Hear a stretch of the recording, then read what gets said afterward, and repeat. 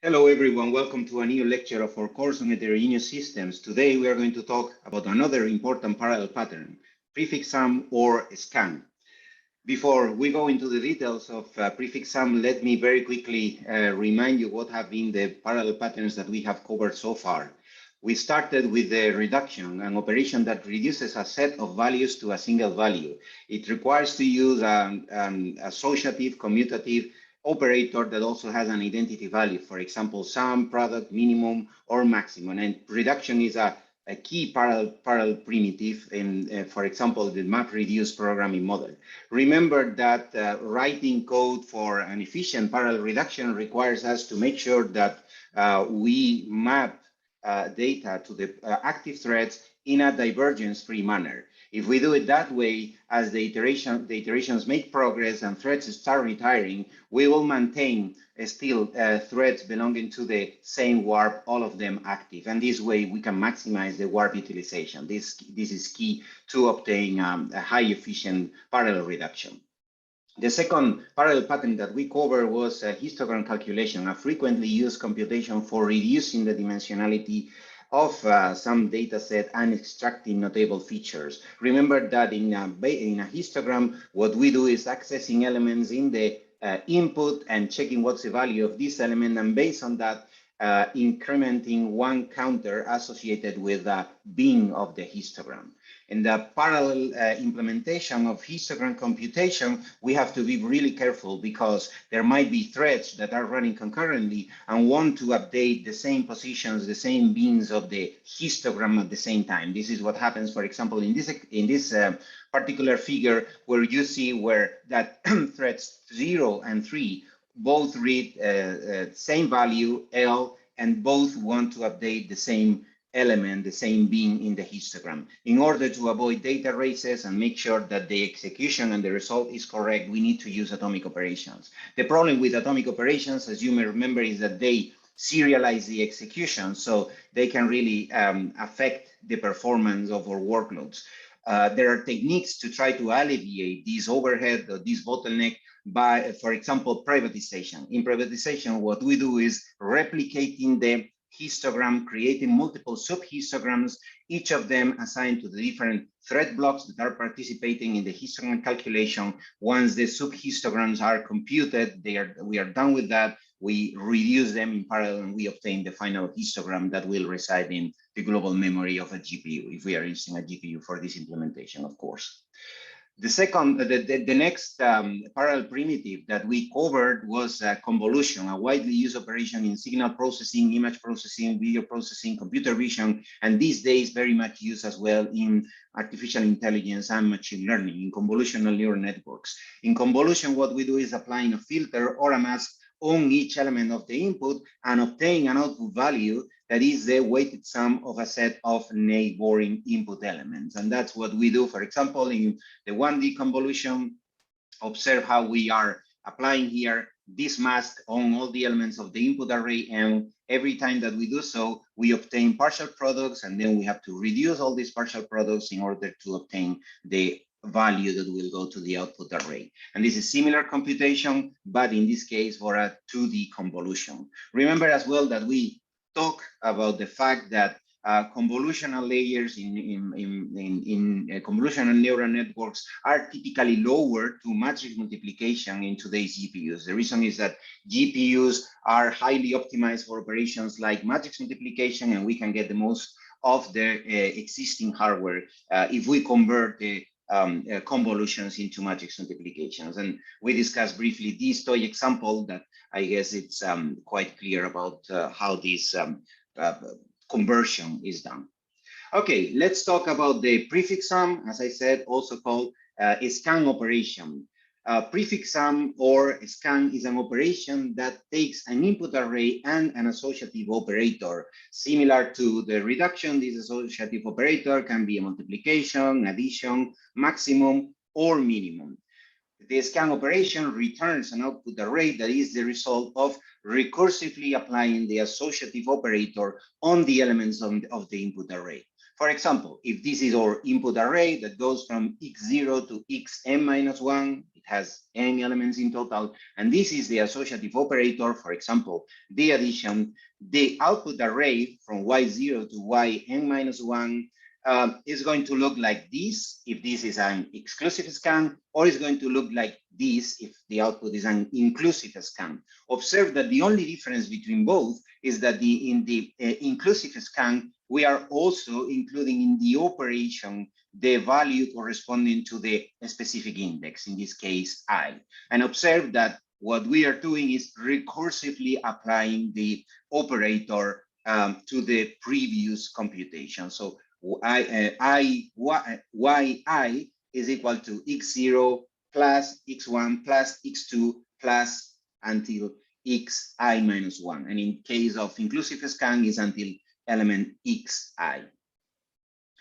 Scan is a key parallel primitive, very much used in parallel computing, very much used in GPU computing, that can convert recurrences from sequential. Observe this for loop here, where every iteration is dependent on the previous iteration into parallel. In this, after performing the conversion, we can have a for all loop that gets the elements of the input, stores them in some temporary variables, and then we perform the scan operation, hopefully in parallel. And we are going to see today how to perform this parallel scan operation.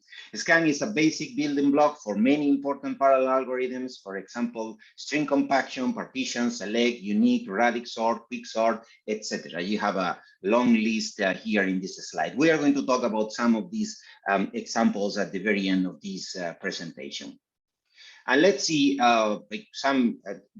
one example of exclusive and inclusive scan with some toy representation of the input and the output arrays. This is our input array, and this is the operation that we perform when we apply an exclusive scan on this input array. Observe that in the exclusive scan, what we're doing is initializing the first element of the output array, out0, to the identity value, in this case, the operator that we are using in this particular slide, and in the rest of this lecture is going to be the addition.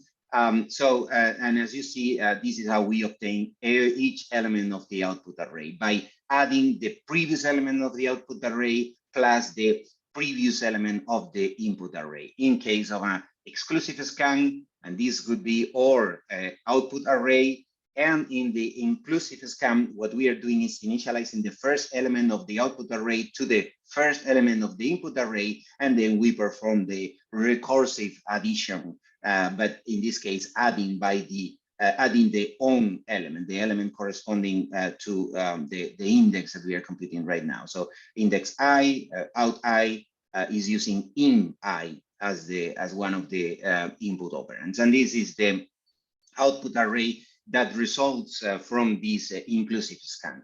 So we are going to, because as you see, they are essentially the same, inclusive and exclusive scan. So we are going to focus now on how to implement the inclusive scan on GPU.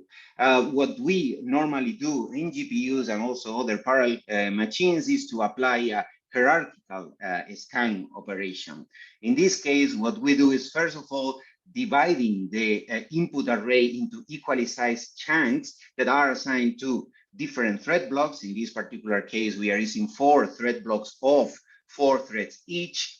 And then for each of the different thread blocks, we are going to launch, or for all these input array, we are going to launch a first kernel that for each thread block is going to perform, it's going to compute a partial scan operation. This partial scan operation is the per block inclusive scan. So as you see, this part of this output array here is obtained by applying the inclusive scan to these 4 elements, or this part of the array here is obtained by applying the inclusive scan to these 4 elements. But how do we go from this array of partial results to the final array, to the output array with the complete inclusive scan? One thing that we observe is that each element of the input of the output array is obtained, each let's say last element of this chunk in this output array is obtained by adding the last element of the previous chunks after having performed this per block inclusive scan. For example, this 14 here is obtained by adding this 10 here and this 4 here, while this 20 here is obtained by adding this 6 plus 4 plus 10, or this 28 here is 8 plus 6 plus 4 plus 10. So observe that in order to obtain the correct output array, we have to take into account what are the last elements of the per block inclusive scan. And one more thing that you can see here is that this last element of each per block inclusive scan actually corresponds to the reduction result of the whole chunk. For example, this 10 here is 1 plus 2 plus 3 plus 4. This 4 here is 1 plus 1 plus 1 plus 1. So in the end, what we are doing here is, first of all, performing the per block inclusive scan. We obtain the last element of each of these chunks that have been assigned to the different thread blocks.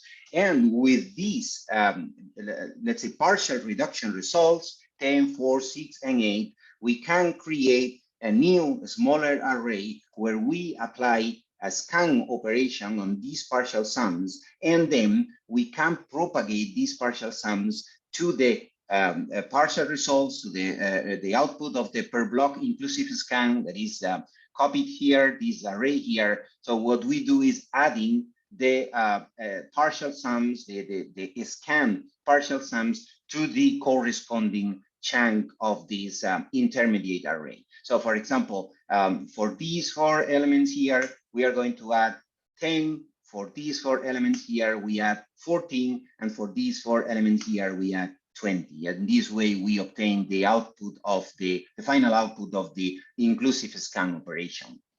So this is the hierarchical approach that we are going to follow in this lecture. How do we how are we going to map these steps into the actual execution on the GPU? So we are going to use GPU kernels, of course, but we may also need to involve the CPU. Let's see how. So first of all, we will launch one kernel that is going to compute the per block inclusive scan operations. Remember that thread blocks in principle cannot synchronize within the same kernel. So in order to make sure that we have a coarse grain, a global synchronization after performing this per block inclusive scan, we need to terminate the kernel. And after that, we'll have to compute this scan of partial sums. We can do it in different ways. First of all, if this array is pretty small, what we can do is moving it to the CPU and then performing this partial scan operation on the CPU, and then return the scanned array of partial sums, return it to the GPU in order to compute the final step, this addition on the GPU side.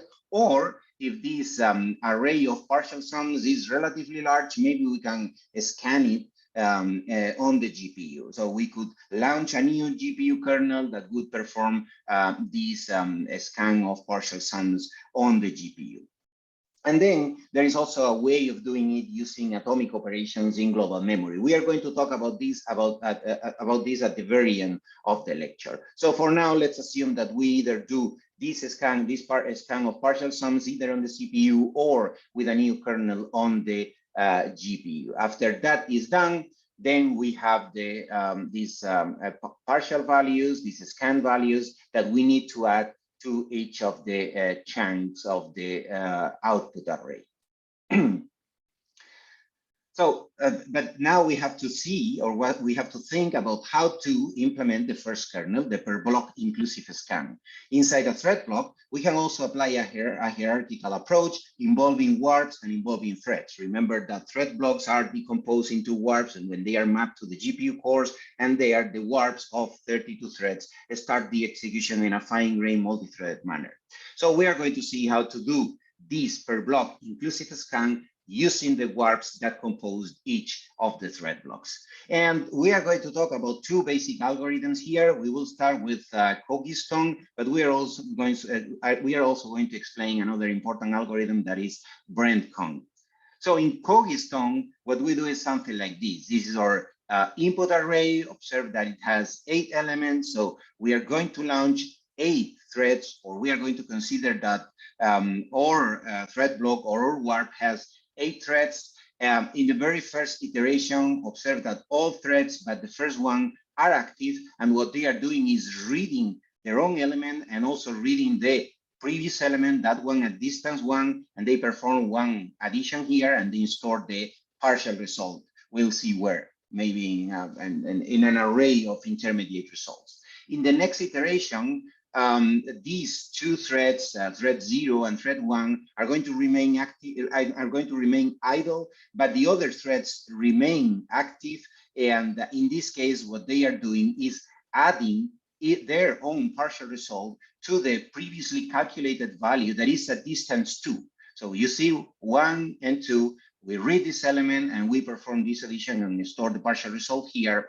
For this particular thread, we read this element, we also read this element, perform the addition and store the partial result. And in the next iteration, in this case, it's we repeat exactly the same partial additions, but in this case at distance 4. So we are adding this x0 to this partial result here from x1 to x4, and we obtain this partial result that we, well, actually it's going to be the final result. For this particular example, we store it in the corresponding position. So as you see, most of the threads remain idle. Only a few threads retire every single iteration. In the first iteration, the first one is not performing addition. In the second iteration, the first 2 are not performing addition. In the third iteration, the first 4 are not performing addition, are inactive, let's say.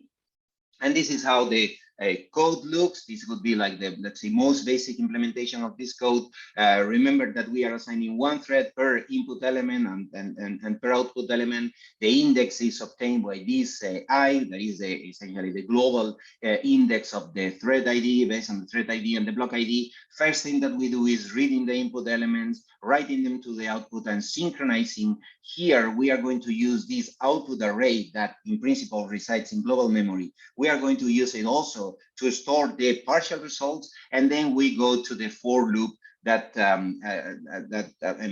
essentially allows us to execute each of the successive iterations. Observe as well that the number of iterations is log n. If the size of the input is n, the number of iterations is log n. So in the particular example here, we have 8 elements in the input, and that's why we need 3 iterations. And in every iteration, what we do is doubling this stride. First of all, stride equal 1, because in the very first iteration, each thread reads just the previous element, but in the next iteration, it will read the element at distance 2, and then at distance 4, and so on and so forth. That's why after every iteration, we double the value of this stride. So first thing to do here is for those threads that remain active, those threads that are greater, their ID is greater of the or equal than the stride, we go to the output, we read the element that is at the distance stride, we store it in some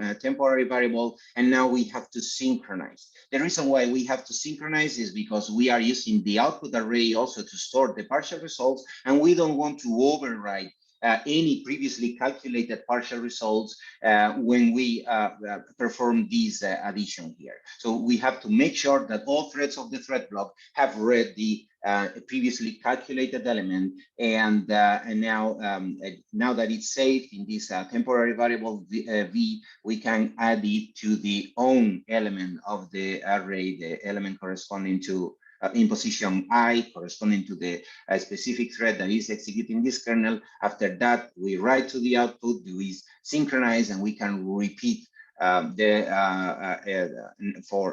can repeat this loop body for the next iteration with the new value of a stride, of course. And after having completed this for loop, the only thing that we have to do is writing the last element of this chunk to one array of partial sums that we are going to use later in the second step of the hierarchical scan, in the scan of partial sums, the scan of the short array, as you may remember.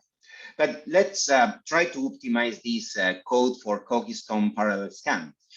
One observation here is that memory locations are reused. We are essentially, in the previous code, we were using the output array to store temporary results, partial results, and we are reusing all those memory locations all the time. Because that's the case, what we can do here is using a buffer in shared memory. Instead of having to go to global memory all the time, we can keep the partial results in a buffer in shared memory, and this way reads and writes are going to be much faster because we can access a shared memory in way less cycles than a global memory. So we modify our code in this case to use this buffer S, that is this array in shared memory, where we essentially repeat the same computation but replace the output array with this buffer S, and now we perform the successive iterations, log n iterations, using the partial values, partial results that we keep in this buffer S here. But we can optimize even further. Observe that here, in every single iteration, we need to use two sync threads. And in the end, sync threads are barriers, so they are time consuming because because warps that arrive there have to wait until all warps of the thread blocks have arrived to that point. So they are inactive, and in the end, we are wasting cycles. So one way of getting rid of at least one of these sync threads is by using a technique that is called double buffering. In double buffering, what we do is using two buffers for temporary storage, for temporary results, buffer 1 and buffer 2. We start using buffer 1 as the input and buffer 2 as the output, and we perform the successive iterations of the Cogistone algorithm in a normal way. The only thing is that after one iteration, what we do is swapping input and output, swapping buffer 1 and buffer 2, such that the input buffer for the next iteration is the output buffer of the previous iteration. And that's essentially how we apply double buffering to this Cogistone algorithm. And here you see the resulting code. Observe that now we are declaring here two buffers of the same size, buffer 1s, buffer 2s.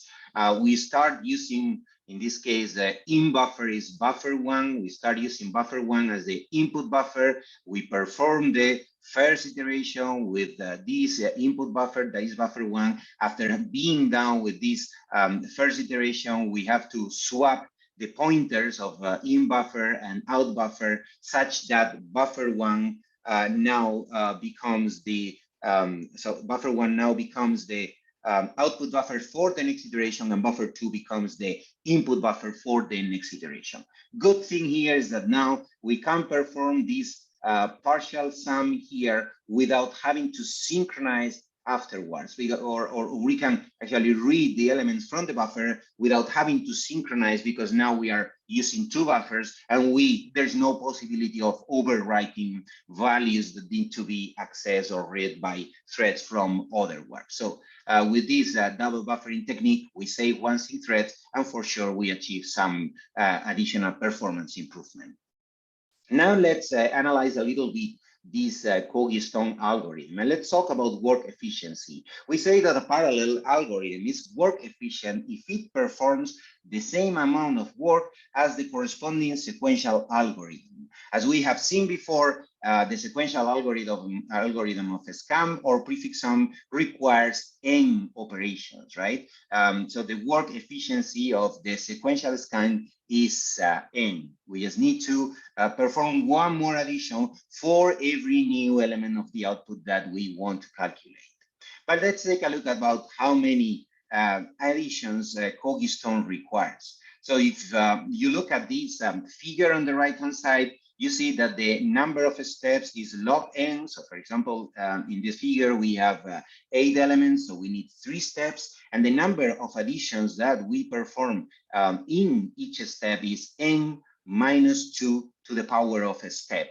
That essentially means that in the very first iteration, we are performing not 8, but 7 additions here. because it's step 0. So 2 to the power of 0 is 1. So instead of performing 8 additions, n minus 1, 8 minus 1 is 7. In the next iteration, we have a step 1. So it's m minus 2 operations. So here we are performing 6 additions. In the next step, we have 4 additions, as you see. So this is all total, and we can finally obtain that the complexity of this Cogistone algorithm is n log n. So that's the order of magnitude of operations that we have to execute for Cogistone. Observe that the algorithm is not work efficient, essentially because it's performing more operations than the sequential scan that only requires n operations. So if the resources are limited in the hardware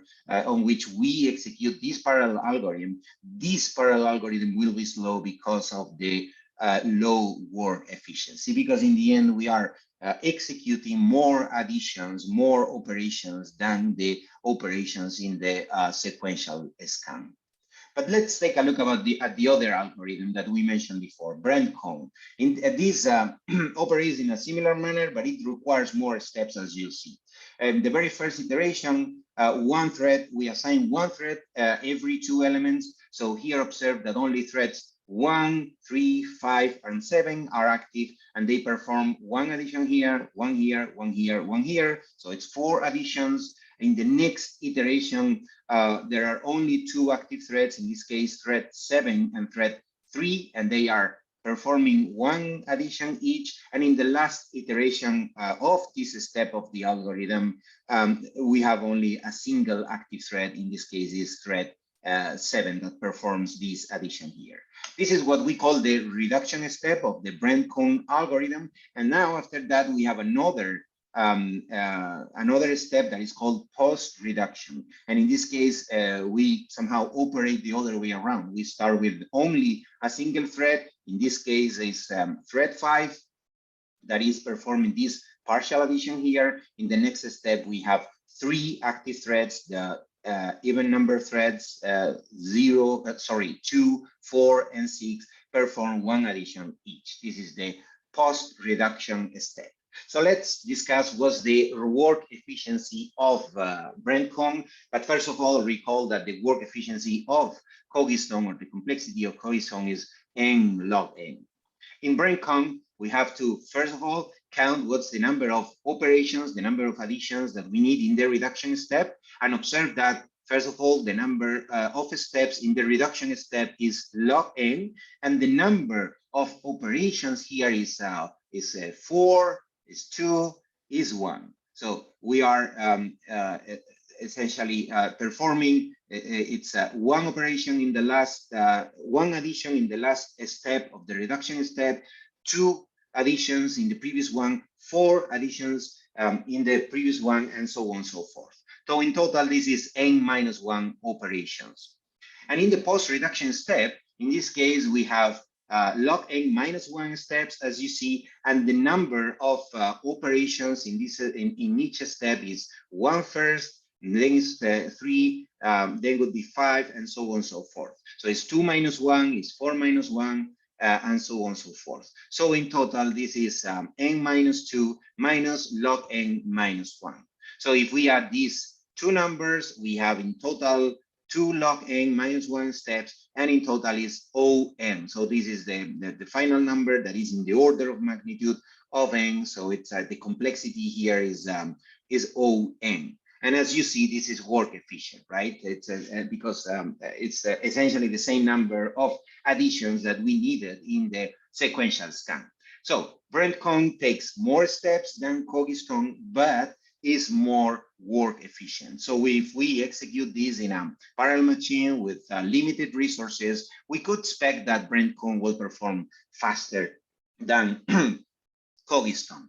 But the reality, at least on GPUs, is that while Brent-Cohn has higher theoretical work efficiency than Cogistone, in practice, its actual resource consumption on the GPUs is worse after accounting for the inactive threads. And that essentially happens because, remember, GPUs are parallel multi-thread machines, they execute warps, and these warps execute run in lockstep. What that means is that all threads of the warp are scheduled at the same time, and those threads are mapped onto SIMD lanes, and those SIMD lanes are there. And if we really want to get the most of our hardware, we have to maximize the utilization of those SIMD lanes. We discussed this with a lot of detail when we covered the parallel reduction that we reminded in the very beginning of this lecture, and that's something to take into account when we implement a parallel algorithm on GPU.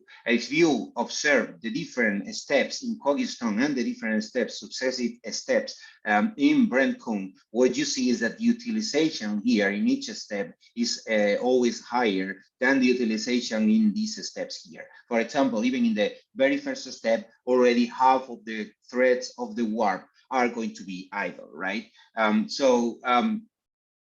What we can expect here is that in reality, Cogistone is going to be more efficient. It's going to be faster on GPUs than Brent-Kuhn, because Brent-Kuhn, if we take into account the idle threads, in the end, is wasting execution cycles. But still, it's, I think, really interesting to compare these two algorithms, because this can also help us to reason in future implementation of probably other algorithms as well. So now let's go a little bit further and see how we can optimize the per block inclusive scan that we were discussing. Remember that in the per block inclusive scan, one thing I mentioned is that for the per block, we are also going to make use of a hierarchical approach. And in this hierarchical approach, we need to involve warps and threads. If there are warps involved, then it's important to keep in mind that we can use warp shuffle instructions or functions that are a very efficient way of exchanging data across threads belonging to the same warp, as you may remember. Here you have this slide for you to recall. And recall as well that we are going to apply this hierarchical scan as well to the per block inclusive scan. So from this hierarchical scan, that is the initial figure where we have we started to discuss, now we can apply, let's say, the same approach to the per block inclusive scan, where now we divide the chunk of data that was assigned to each thread block. We can divide it over the warps that compose this thread block. So first step will be performing a per warp inclusive scan. Every single warp is assigned a few elements, so we perform a per warp inclusive scan here. When it comes to the point where we need to synchronize, now because all these warp all these warps belong to the same thread block, they can synchronize using sync threads, and then we can have typically one of these warps will perform the scan of partial sums, and then they will synchronize again and perform the final addition. So let's see how we do this per warp inclusive scan, and here is how the code looks. Of course, first of all, we define what's the warp size. It's 32 in current NVIDIA GPUs. Here, because this is a warp-based execution, we need to make use of the lane ID, that is a thread index inside the warp, and the warp ID, that is a warp index inside the thread block. And this is the device function that we create to perform this warp scan. So first of all, each input element, each thread has its own input element that is here in val. We copy it to this variable x, and now we perform the successive iterations of Cogistone, that is the algorithm that we are implementing here, with this for loop and by using shuffle instructions. This shuffle app sync that allows each of the active threads, as you see, for example, for this thread 1 here, to read the element, to move from a lower indexed lane to the own lane. Those elements that are at a distance offset. So in the very first iteration of this for loop, the offset is equal 1, so thread 1 reads element 0, thread 2 reads element from lane 1, and so on and so forth. And if the thread is indeed active, we perform the addition. So this is the warp scan operation that is extremely efficient thanks to the use of the shuffle instructions. But now we know how to implement the warp scan operation, or how to do the per warp inclusive scan. Now let's see how the complete per block kernel will look like. In this case, this block scan operation, we need to use some shared memory array S data to store partial results.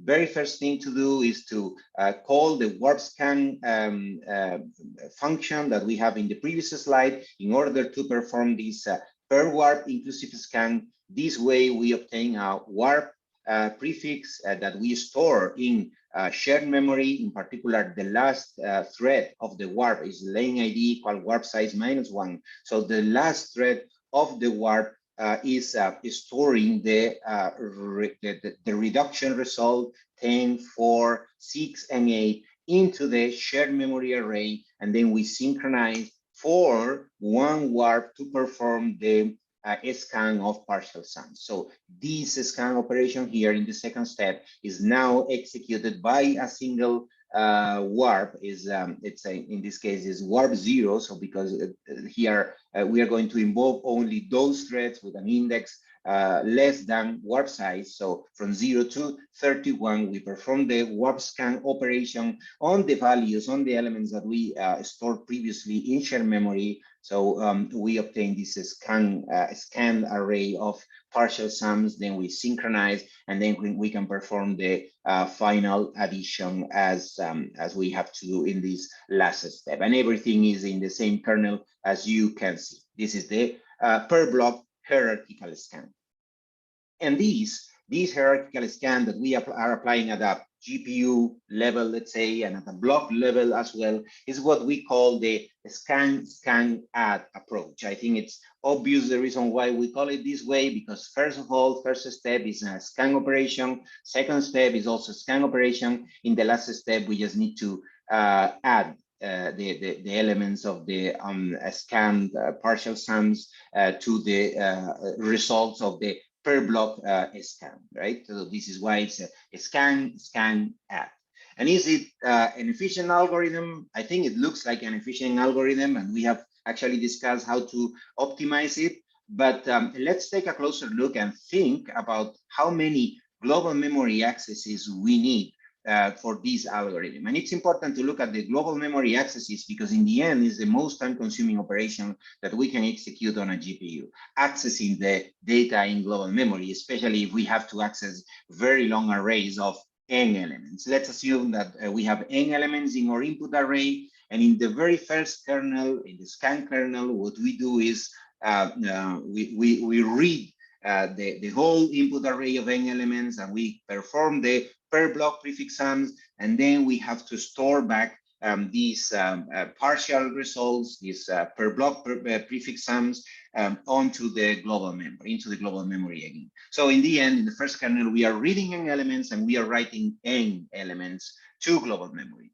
In the second step, second kernel, regardless of whether it's executed on the GPU or on the CPU, this is much smaller, because in the end, this intermediate array of partial sums is pretty short, is only n over block size elements, so probably pretty small compared to the input and the output arrays. So we can ignore that, we can consider it negligible. But finally, in the add kernel, in this final operation here, we have to read the whole array of per block prefix sums that we computed in the first kernel. We have to add, perform the additions, and finally write the output element. So we are again reading n elements and writing n elements. So in total and in summary, here we are reading 4 n elements, either read or written to global memory. And that's, of course, pretty expensive, especially if the arrays are very, very long. So let's try to optimize this approach. Let's try to come up with a more efficient approach. This more efficient approach is what we call reduce scan.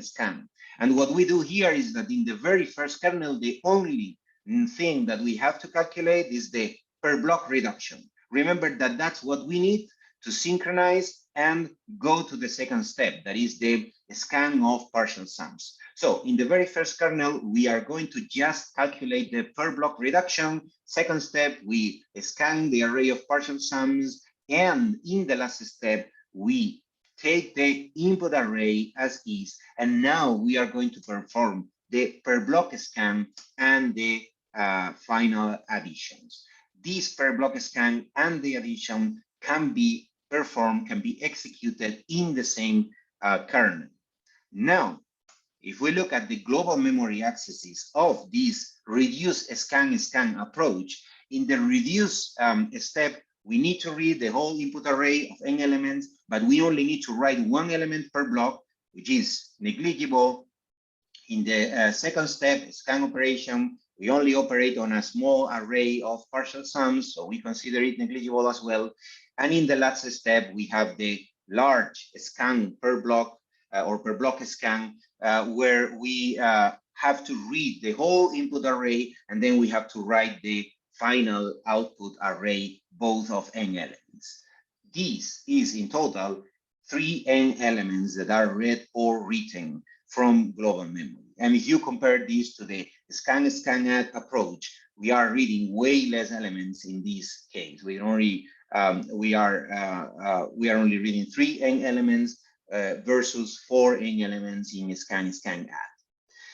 It's interesting to compare these two approaches, and actually not only on GPUs, but also in other parallel architectures. And one example of this is the UpMemPim architecture, that in this case, it's not a SIMD machine, but it's also a fine-grained multi-thread machine where we have different cores called DPUs or DRAM processing units, and these DPUs execute threads that are called tasklets, and these threads can synchronize either using handshakes or using barriers. They can also use mutexes, as we mentioned in a previous lecture. In this architecture, we have actually compared these two approaches, SSA and RSS. And one thing that we observed, and it's actually quite intuitive, is that for very small, very short arrays, scan SSA is faster than RSS, because even though we have to access more the memory, but we are saving the synchronization primitives that we have to use in the first step of RSS, in the reduction step, because in reduction, as you know from our reduction lecture, we have to synchronize threads from time to time. And that synchronization in the UpMemPim architecture is quite time consuming, and that makes that the SSA approach is faster than the RSS approach for very small arrays. As you see, as the array size increases, then at some point the RSS version starts being faster. You can find all the details in our paper. Something like this is what we can expect as a behavior on GPUs as well. So most typically, we will use the RSS approach to implement a fast scan operation on GPUs. And actually, we can write very efficient reduction kernel because we already know how to do it. We discussed a few lectures ago how to implement an efficient reduce kernel where we made use, remember, of the warp shuffle instructions as well, in order to have a fast communication across the threads of the same warp. So after performing the reduction tree in shared memory, remember that we synchronize, and then we will have a single warp operating, performing the final reduction, and this final reduction can be accelerated using the warp shuffle instructions. We also discussed in that lecture that there are now, since the Ampere architecture compute capability 8.x, there is native support for warp-wide reduction operations. And remember that we saw how to replace this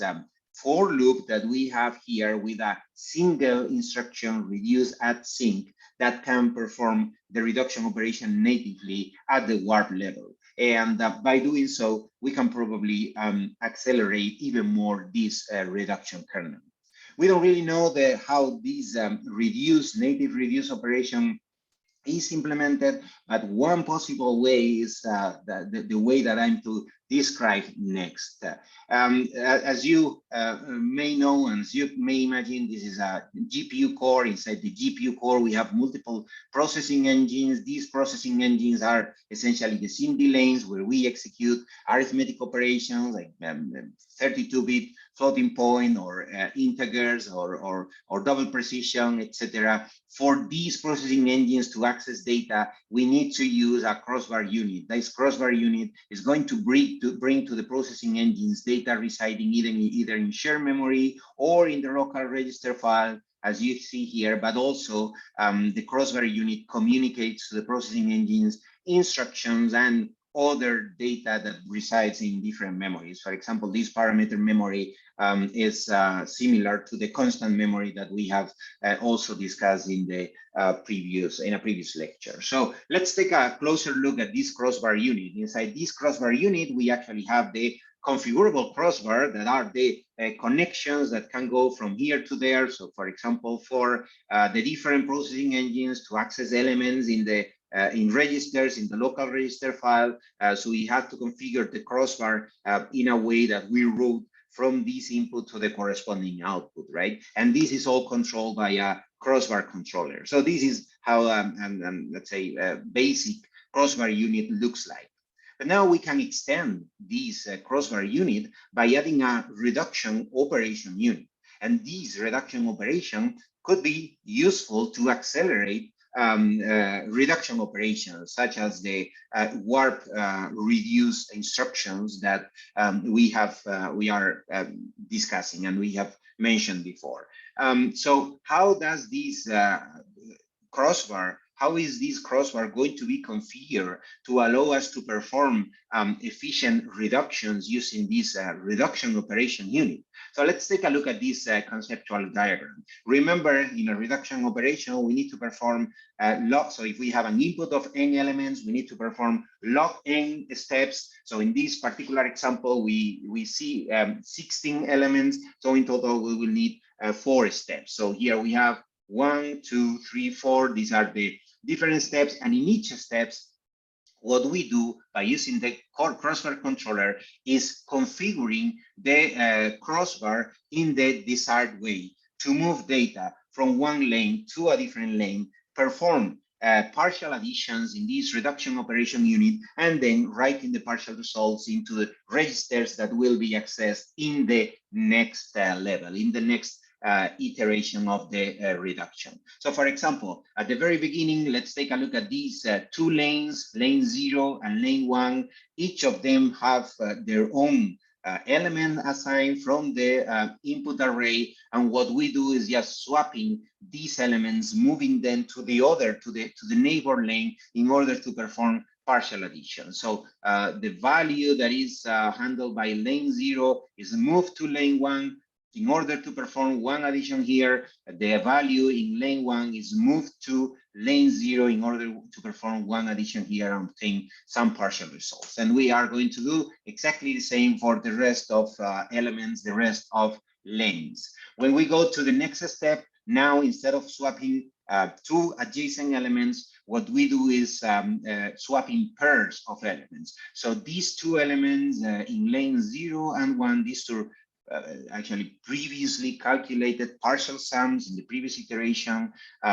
These 2 in lanes 0 and 1 are going to be moved to lanes 2 and 3, and these 2 in lanes 2 and 3 are going to be moved in lanes 0 and 1. So this is what we do, and we obtain more partial sums, partial results in this second iteration. We do the same for the rest of lanes as well. In the next level, now it's not 2 elements, it's 4 consecutive elements that are swapped with the next 4 consecutive elements. As you see, we perform the partial additions here and there, and finally it's 8 elements. So elements in lanes from 0 to 7 are moved to lanes 8 to 15, and we perform the final additions here, and we, after this, will obtain the reduction result. And this is actually what we are going to see in more detail in some examples. The only important thing to take into account is that we have to be careful about using invalid values. Remember, actually, that in the warp reduce native instruction, there is a mask, and this mask defines what are the actual threads of the warp that are active. Some of the threads might be idle, or maybe simply we create the mask in a way that we don't want to involve all threads of the warp. So there will be, or it's likely that there will be inactive threads in each warp. And if there are inactive threads, their corresponding value is invalid. And it doesn't really make sense to use it, right? And what would happen if we are not aware of that and we don't take care of that is that one single invalid value will propagate over these the successive iterations and will corrupt the results. So that's something that we need to avoid. And in order to do so, the crossbar controller has this procedure here that now we are going to study, or we are going to learn and see how this reduction operation can be performed by skipping the invalid values. Let's start with the very first lane. Lane 0 is in charge of this element 7. Lane 0 needs to select, first of all, what's the mapped input. This mapped input means the value corresponding to the lane that is, let's say, paired with these, each lane at every single step. So in the very first iteration, lane 0 needs to go to lane 1, or needs to check with lane 1 and read its element and bring it here to perform the addition, right? This 8 is 7 plus 1, as you can see. So after selecting the map input, in this case for lane 0 is lane 1 is this element here. After selecting the map input, we have to check if this source lane is disabled or not. In this case, it's not disabled. We have a value, a correct, we have a valid value here in lane 1, so it's not disabled. We will go through this path here and we will perform the reduction operation. We'll perform the addition. Now, if we take a look at the next lane, in this case, lane 1, the selected mapped input is coming from lane 0. So again, this one is not disabled, so we can perform the addition. But now what happens here is that this guy is indeed disabled. This is not a valid value, but in reality is not a problem, because what we have to worry about is the select mat input. And this mat input for lane 2 is coming from lane 3, as you see. The only thing that is going to happen, because this lane 3 is not disabled, is that the result will be incorrect. Of course, it will be invalid, but in reality is not a problem for now. The problem might come here when we focus on this lane 3, and lane 3, because the map input is coming from, or should come from, lane 2. And in this case, it's actually disabled, right? And when it's disabled, because this lane 2 is disabled, what we have to do is looking at the partners. What are the partners? Depending on the level, we consider partners a few of the neighbors. So for example, in this first level, partner is only one other lane, while in the next iteration, we will see that partners are all these 4 lanes here and all these 4 lanes here. But now, for now, we are in this iteration. So are the partners disabled? And yes, all partners of this lane 3 are disabled, because the only partner is lane 2, and lane 2 is disabled. So the only thing that we can do is going through this alternative path where we change the operator, we change the addition to a move operation in order to just copy the input, the value from the input to the output. We perform the move operation. Good thing here is that we avoid the addition that could corrupt this result, as we saw in the previous slide. For the rest of elements in this iteration, we operate normally. Now, when it comes to The next level, first of all, again, we start with this lane 0. If we check what's the math input of lane 0, it's in this step would be lane 2. But remember, observe that in lane 2, we have an element that is, or we have a lane 2 is disabled. So we have an invalid value here in lane 2. So we cannot go this way. We have to check the partners. Good thing is that now partner is this other lane 3 that contains value 2. So we can simply read the element from lane 3 and bring it here to lane 0 and perform the addition and obtain the correct result. And that's what we are doing here. We are routing a partner to the output. We are routing these two from lane 3 to lane 0, and we can perform this addition and obtain the correct result. And we will operate in a similar way for the rest of the elements in this level, and then we can go to the next level and observe that also to calculate these 23 here, in principle, the selected partner would be this one, or the selected lane would be this one, but because this one is disabled, we have to go to a neighbor, to a partner, and we route the value that contains the partner. In this case is 10 plus 13 equal 23, and this way we obtain a correct result in all those lanes that are really active, and the reduction result is 23 as you see on the slide. But this is a configurable crossover, right? So if it's a configurable crossover, this means that we can configure it in different ways by just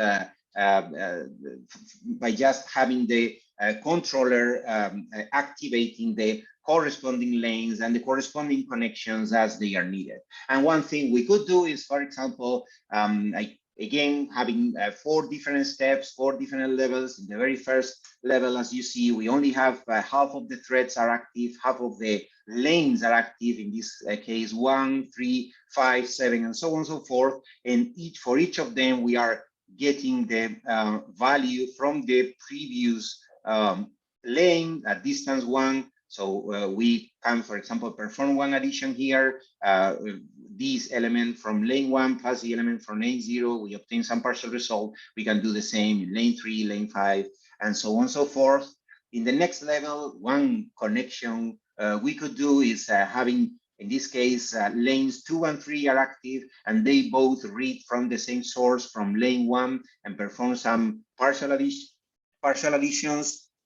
Same here for lanes 6 and 7, 10, 11, 14, 15. And in the next iteration, now we have 4 active lanes here, 4 to 7. They all are reading from the previous lane 3. And in this case, for lanes 12 to 15, they are reading from lane 11. And finally, in the very last step, the last 8 elements are updated with the value coming from lane 7.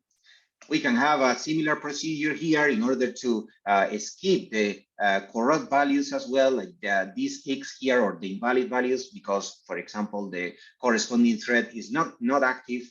And so we have to, for the active lanes that are 1, 3, 5, and 7, we have to select the map inputs that are coming from lane 0, 2, 4, and 6, and we perform these partial additions here. Because none of them are disabled, there's no problem. We can route the map input to the output and perform the sum, perform the reduction operation. But now for these 2 elements here,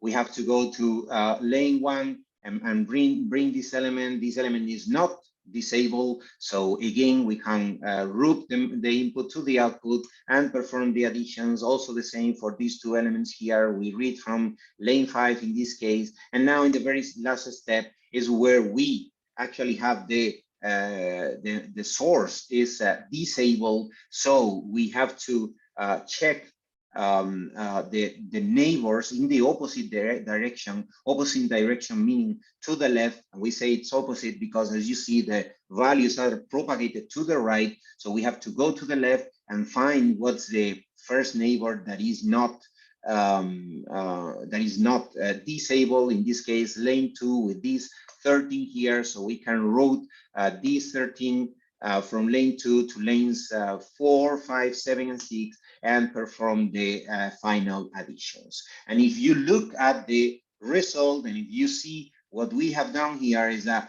prefix sum operation. So we can implement a prefix sum, or we can execute a prefix sum operation natively by using a crossbar unit like this one with this reduction operation and with this configurable crossover. So I think that this native prefix sum doesn't exist yet in CUDA, but I wouldn't be surprised if it appears at some point, same as the warp reduce instruction up here. So recall, we could replace, or we could maybe in future architectures, we could see that this warp scan would be even further optimized by replacing this for loop with the shuffle instruction with just a single native warp scan instruction. So this is our reduce scan. We are approaching the end of the lecture, and this is almost a summary of what we have seen so far. Remember that we apply a hierarchical approach where first of all, we perform either a scan per block scan or a per block reduction. We have already explained as well that the reduce scan approach is hopefully preferable because it doesn't need to go to global memory so frequently. It doesn't need to read or write so many elements from global memory. So we have this per block reduction. After the first kernel per block reduction, we need some interblock synchronization. This can be done, as we explained before, with kernel termination and then scanning on the CPU or launching a new scan kernel on the GPU. Or we could also do this interblock synchronization, making use of atomic operations in global memory. And let's see how we can do this. This is what we call the adjacent block synchronization. It's a technique that we call the adjacent block synchronization, and it can save even further accesses to the global memory, as we are going to see. For this interblock synchronization, we are going to use atomic operations, as I said, and it's going to happen exactly at this point, exactly at the point where the per block, so the per block reduction has been done. We need to see how we synchronize across consecutive thread blocks. Per block reduction happens exactly in the same kernel, but exactly before this adjacent block synchronization that we are going to explain now. And observe that, first of all, this block synchronization is controlled by a single thread, in this case, thread 0, in each thread block. So once we arrive to this point, the thread 0 is going to do this BC waiting, this while loop that is going atomic to check some variables, some positions, and particular element in an array of flags. So it's checking all the time by using an atomic add. It's not really performing any add because it's just adding 0. So we want to see if this corresponding flag has been set by the previous thread block or not. And while this is still 0, we continue with the BC waiting. At some point, the previous thread block sets this flag in the array of flags, and so we get out of this while loop here. And at that point, the thread 0 can go to another array that resides as well in global memory and read one element from this array in global memory. In reality, this array in global memory is same as this array of partial sums, of scanned partial sums that you see here. So for example, if you are block 0, you will read this element. If you're block 1, you will read this element, and so on and so forth. So that's what we are reading from the global memory, and then we propagate the partial sum. Observe that what we are doing is adding the previous sum to the local sum that was obtained before in the per block reduction, and we write to the next element of the array of partial sum. So in the end, what we are doing here is performing the scan operation. Right after that, we just need to use these thread friends in order to make sure that we respect memory consistency. And right after that, after the thread fence, we are sure that this scan value VID +1 is already in global memory, so we can set the next flag for the next thread block to perform the adjacent block synchronization, perform these partial sum, and continue the execution.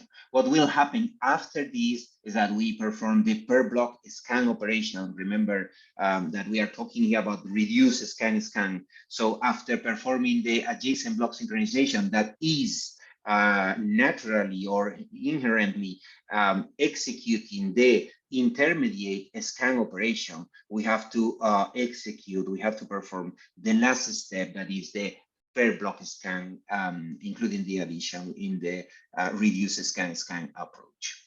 But there is one important consideration here to take into account and to make sure that our code works correctly, is that remember that there is no guarantee about how thread blocks are scheduled on the hardware. So they may not be scheduled in accordance to their block ID. This is something that the thread block scheduler decides, and we don't really have control on this, and we don't really know how these may change from architecture generation to architecture generation. So in order to deal with this issue, what we do is creating a dynamic block ID that is obtained at the very beginning of the kernel.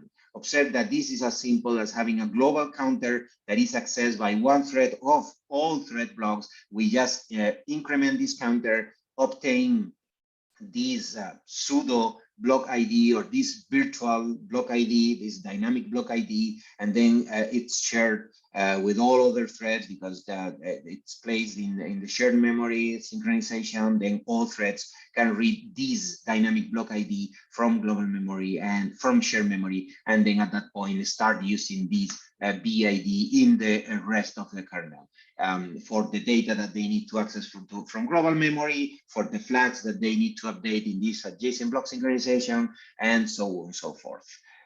Great advantage of the adjacent block synchronization is that it reduces the global memory accesses from 3M or 4M in the case of SSA to only 2 memory accesses, to only 2 accesses to the whole input array or the whole output array. So in total, 2 elements only are read or written to global memory, and everything happens inside the same kernel. Reduction step, adjacent block synchronization, per block scan step, just everything in the same kernel with just n elements read at the beginning, n elements written at the end, and in a much faster way as the traditional approach.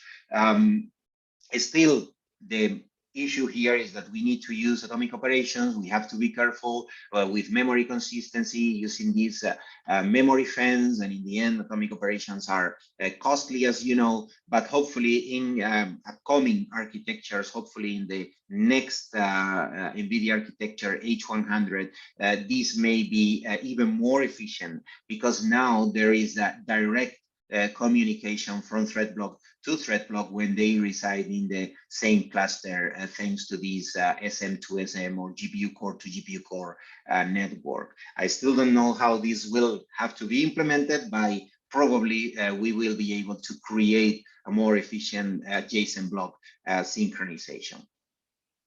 Okay, we are closing to the end, so we are getting close to the end. Let's very briefly recap on what are the applications of prefix sum or scan. Remember that the scan is a key parallel primitive that is used in many important parallel algorithms like string compaction, partition, select, sort algorithms, and so on. We ourselves were experimenting with different of these algorithms in a previous work. There we created implementations of an important class of algorithms that we call data sliding, because they move data in one direction. And among these data sliding algorithms, we have padding, string compaction, select, unique, partitioning, etc. For you to have an example, let me talk about select. It's essentially an operation where we are filtering or removing elements from an input array based on certain predicate. In this case, the predicate is true if it's even. So we partition the input array across the available thread blocks, from 0 to 2 in this case, and now we write to the output, in this case, those elements that are odd. We are moving to the output element 1, element 3, here from here, element 1, element 3, and final from the last block, element 1. This is an operation can be implemented by using scan, as you can imagine, because the exact place that where we write the output elements of a particular block depends on the output elements, the number of output elements of the previous blocks. So this block 2, this block 1 needs to know that this block 0 is writing only 2 elements to the output. And that can be communicated by using the adjacent block synchronization that is inherently performing a scan operation, as you have seen before. By using this technique, we compared back then with a state-of-the-art GPU compared to the existing implementation of this select algorithm on the Thrust library, and we obtained like around 3 times speed up, thanks to the fact that we were using the adjacent block synchronization and saving accesses to global memory. You can learn much more about scan operation and also about the adjacent block synchronization in this chapter 8 of the book, Programming Massively Parallel Processors. This is all for today. I hope that you found the lecture interesting, and I also hope to see you soon in the next lecture of our course on heterogeneous systems. Thank you very much for your attention.